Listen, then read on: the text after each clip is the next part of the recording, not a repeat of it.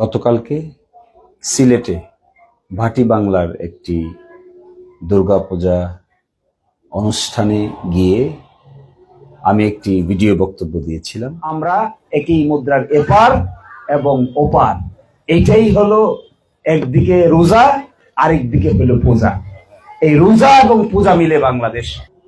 এই বিষয়ে অনেকেই ফেসবুকে কথা বলছেন, তাই আমি আপনাদেরকে একটি স্পষ্টীকরণ করার জন্যই বলছি।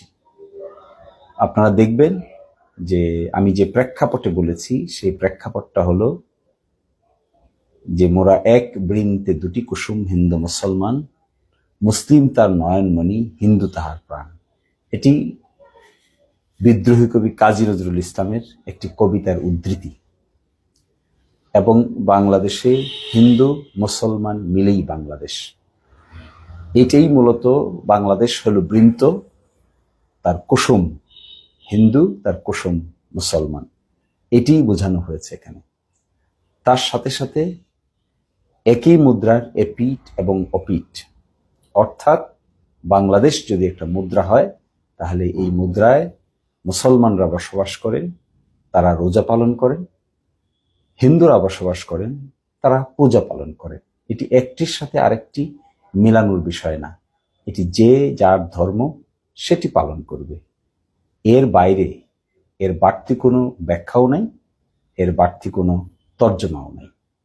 ফলে আমি মনে করব যে আপনারা যদি কেউ ভুল বুঝে থাকেন তাহলে বক্তব্যটি যদি শুরু থেকে শেষ পর্যন্ত আবার দয়া করে দেখেন তাহলে আমরা কৃতজ্ঞ থাকব।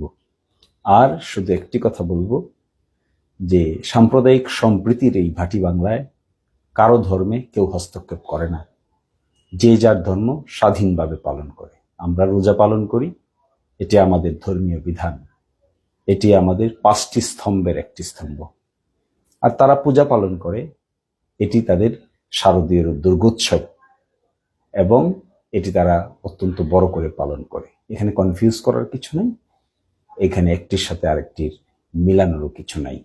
উপমা ব্যবহার করার জন্যই এক বৃন্তে দুটি কুসুমের কথা বলা হয়েছে, একই মুদ্রার এপিঠ অপিঠের কথা বলা হয়েছে। আর এই মুদ্রার নাম হলো বাংলাদেশ। এখানে সকল ধর্মের মানুষই বসবাস করে, বসবাস করছে, বসবাস করবে মিলেমিশে। আর ভাটি বাংলা তার জ্বলজ্জান্ত উদাহরণ। আশা করি এই বিষয়টি এখানে সকলেই ইতি টানবেন। ধন্যবাদ সবাইকে।